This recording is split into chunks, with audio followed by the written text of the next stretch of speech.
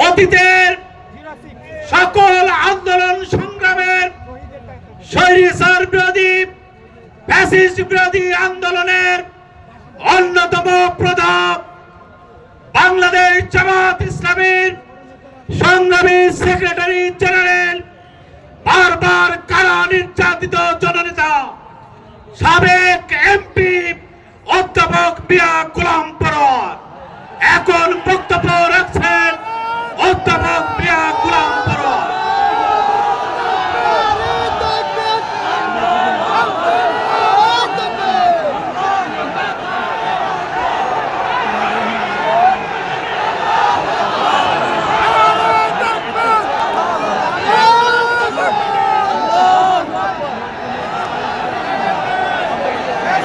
আসসালামু আলাইকুম ওয়া রাহমাতুল্লাহি ওয়া বারাকাতুহু। ওয়া আলাইকুম আসসালাম। আলহামদুলিল্লাহি রাব্বিল আলামিন। সালাতু ওয়াসসালামু আলা সাইয়্যিদিল মুরসালিন ওয়া আলা আলিহি ওয়া সাহাবিহি আজমাইন। বাংলাদেশের বিদ্যমান রাষ্ট্র কাঠামো পরিবর্তন করে একটি নতুন বাংলাদেশ বিনির্মাণের লক্ষ্যে বাংলাদেশের ইসলামী দল এবং দেশপ্রেমিক দলের সমন্বয়ে অভিন্ন কর্মসূচিতে আন্দোলনরত ৮ দলের ডাকে রাজশাহীর ঐতিহাসিক মাদ্রাসা ময়দানে অনুষ্ঠিত আজকের এই মহাসমাবেশের সংগ্রামী সভাপতি, মঞ্চে উপস্থিত ৮ দলের শীর্ষ জাতীয় নেতৃবৃন্দ, মুআজ্জাজ উলামায়ে কেরাম, সাংবাদিক বন্ধুগণ, রাজশাহীর বিভাগের বিভিন্ন অঞ্চল জেলা থেকে আগত আমার প্রিয় দেশবাসী ভাইয়েরা, আপনারা সবাই আশা করি আল্লাহর মর্জি ভালো আছেন। আলহামদুলিল্লাহ। আমরা আজকে আল্লাহ তাআলার কাছে আবারও কৃতজ্ঞতা জানাই। বিগত ফ্যাসিবাদ বিরোধী আন্দোলনে বাংলাদেশের উত্তরাঞ্চলের বীর শহীদেরা আবু সাইদ মুক্ত সহ রাজশাহী বিশ্ববিদ্যালয়, রংপুর অন্যান্য বিশ্ববিদ্যালয় থেকে আন্দোলনের যে জোয়ার তৈরি হয়েছিল, বুক চেটিয়ে গুলির সামনে বুক পেতে দিয়ে স্বৈরাচারের বিরুদ্ধে আন্দোলনের যে শিহরণ জাগিয়েছিল, সেই উত্তরাঞ্চলের গর্বিত অংশীদার আজকে এই সমাবেশে আপনারা এসেছেন। আমরাও আজকে ঢাকা থেকে এখানে হাজির হতে পেরেছি। মহান আল্লাহর কাছে সবাই একবার শুকরিয়া আদায় করি আলহামদুলিল্লাহ। এই আন্দোলনে শহীদদেরকে আল্লাহ তাআলা জান্নাতুল ফেরদৌস নসিব করুন।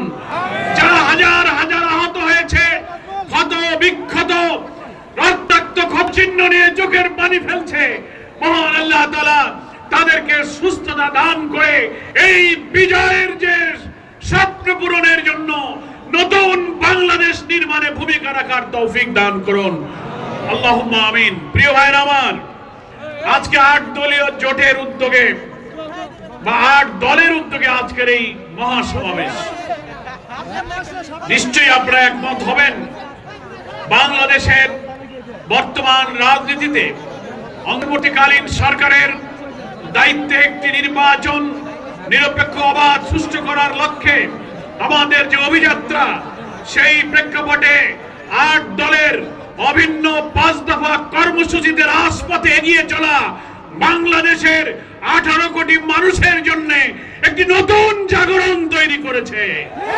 গ্রামে গঞ্জে পাড়ায় মহল্লায় এবার আশার সঞ্চার হয়েছে। আল্লাহ তাআলার দ্বীনের ভিত্তিতে একটি নতুন বাংলাদেশ, একটি সুশাসনের সমাজ আমরা উপহার পাবো ইনশাআল্লাহ। আজকে এই প্রথম রাজশাহী দিয়ে বিভাগীয় সদরগুলোতে ৮ দলের পক্ষ থেকে বিভাগীয় শহরগুলোতে যে মহাসমাবেশের সিদ্ধান্ত হয়েছিল, তার প্রথম সমাবেশ আজকে রাজশাহীর মাদ্রাসা ময়দানে অনুষ্ঠিত হলো।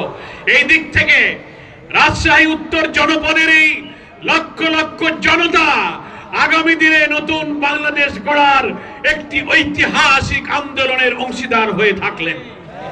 আগামীকালকে খুলনা, এরপরে বিভিন্ন বিভাগীয় সদরের 7টি শহরে মহাসমাবেশের মধ্য দিয়ে ৮ দল রাজধানী ঢাকায় গড়ে ওঠা ৮ দলের সংগ্রামকে আমরা বিভাগীয় সদরে ছড়িয়ে দিলাম। ইনশাআল্লাহ এরপর কর্মসূচি আসবে, আপনারা প্রস্তুত থাকুন। বাংলাদেশের প্রত্যেকটি জেলায় উপজেলায় লিয়াজো কমিটি করে নতুন বাংলাদেশের লক্ষ্যে ইসলামী দল এবং দেশপ্রেমী শক্তির এই ঐক্যকে একটি সুদৃঢ় সাংগঠনিক ভিত্তির উপরে আমরা দাঁড় করিয়ে দেব, যে সমঝোতার মধ্য দিয়ে আগামী জাতীয় নির্বাচনে বাংলাদেশের 18 কোটি মানুষের গণ আকাঙ্ক্ষা পূরণ হবে।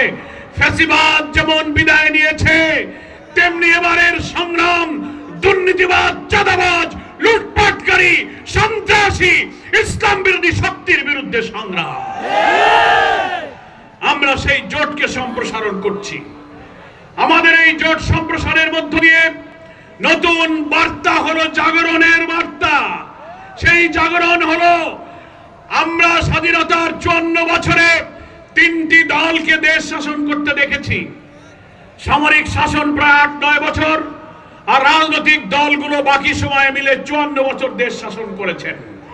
দলের নাম উল্লেখ না করেও যদি বলি, 3টি দলের প্রত্যেকটি শাসনের সময় বাংলাদেশে দুর্নীতির স্বর্গরাজ্যে পরিণত হয়েছে।